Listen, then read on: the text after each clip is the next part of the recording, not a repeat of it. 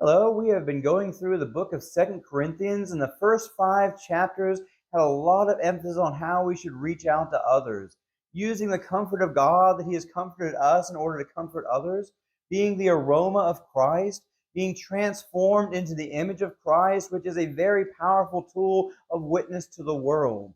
Chapter 4 tells us that God has given us this treasure of the message of the good news, even though we are like common jars of clay. And chapter 5 calls us to be ambassadors of Christ and tells us we are on a mission to help people be reconciled to God, that is, to have their relationship with God restored. The focus of the rest of the book is more about how we can become better disciples of Jesus. Chapter 5 ends with this good news: God made him who had no sin, that is Jesus, to become sin on our behalf, so that in him we might have the righteousness of God. 2 Corinthians 6:1 picks up with Paul saying, "We appeal to you not to receive the grace of God in vain." Paul goes on to tell how they put no obstacle in anyone's way, and as servants of God endured a lot of hardships and display all the proper attributes, and spoke freely to the Corinthians in order to do their part in leading them in their faith. Paul was concerned that they had split their affections and were not so devoted to the apostles and their message, and Paul asked them to widen their heart to make room for the apostles in their hearts, that they will be more inclined to follow their advice. This is the context in which the phrase, "do not be unequally yoked with unbelievers," is uttered. Paul wanted to ensure that they had not received God's grace in vain and that they would not fall away. What does it mean to be unequally yoked? The metaphor brings forth an imagery of animals being connected together for a purpose, an image that may be lost on many today.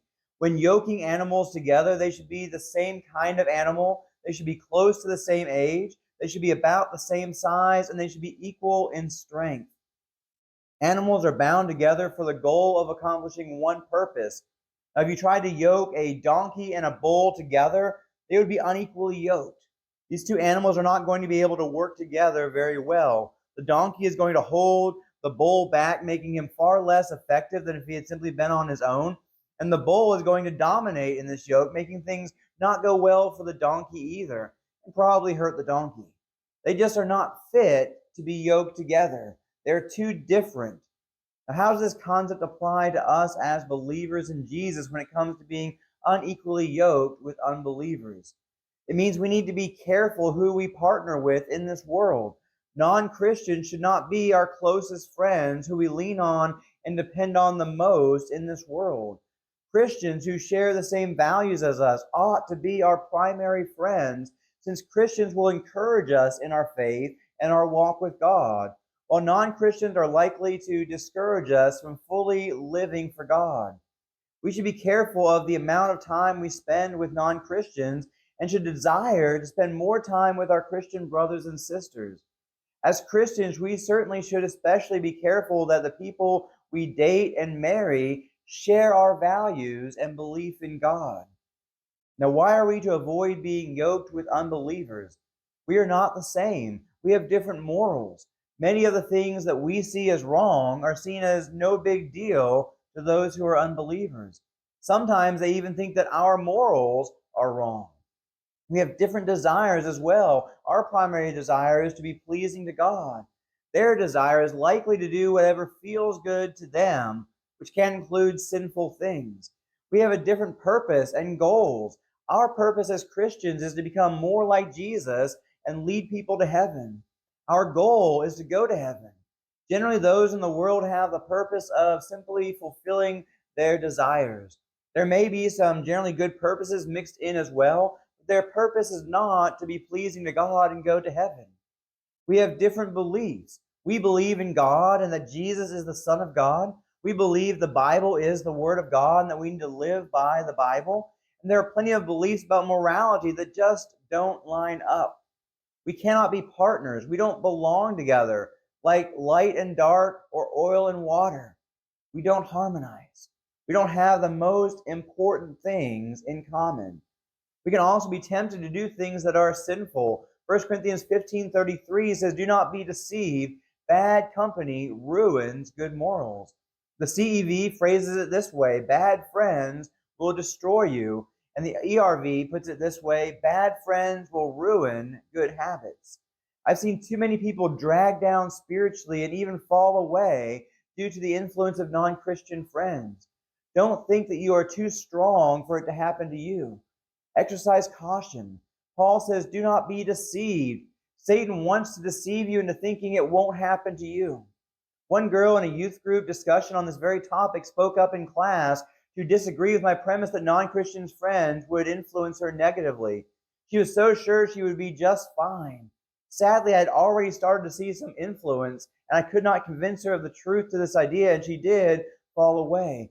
Luckily, she did return, although with some baggage and issues that she otherwise would not have had.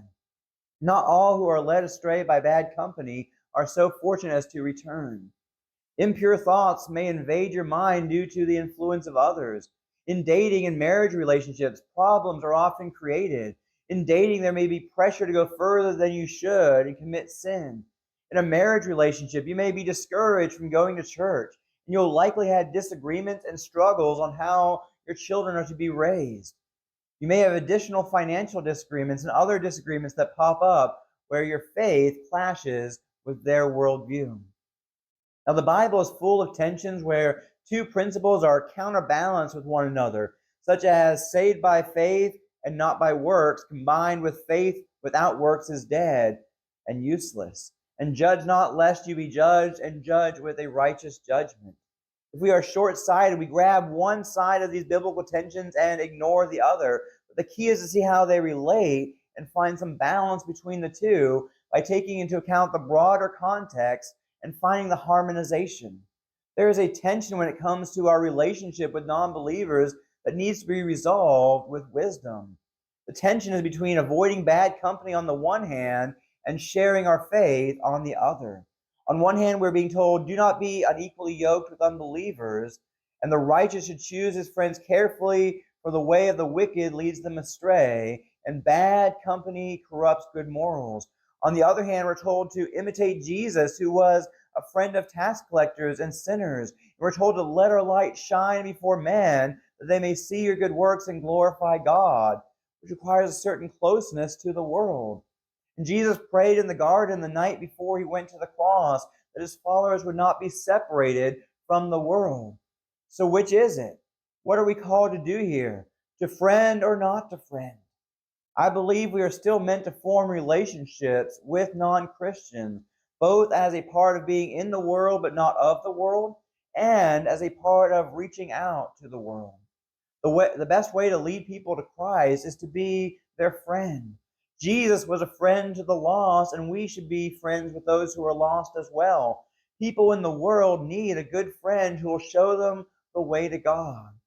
Stats show that our most successful opportunities in reaching the lost come from outreach to friends and family rather than strangers. And I believe this is a big part of why Jesus himself hung out with tax collectors and sinners to fulfill his mission to seek and save the lost. But at the same time, we need to exercise caution and check ourselves that we're not being influenced negatively by our friendships.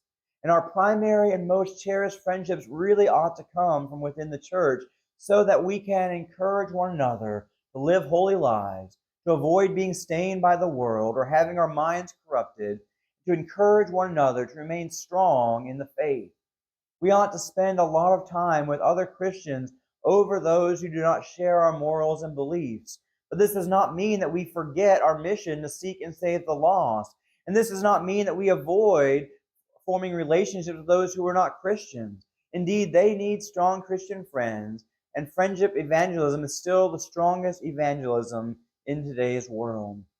So I hope you've gotten something from today's message as far as how we ought to cherish our Christian relationships and still have relationships with those in the world, but be careful that those relationships aren't leading us away from following God properly. As always, I hope you have a great week, and may God bless you as you seek to follow him.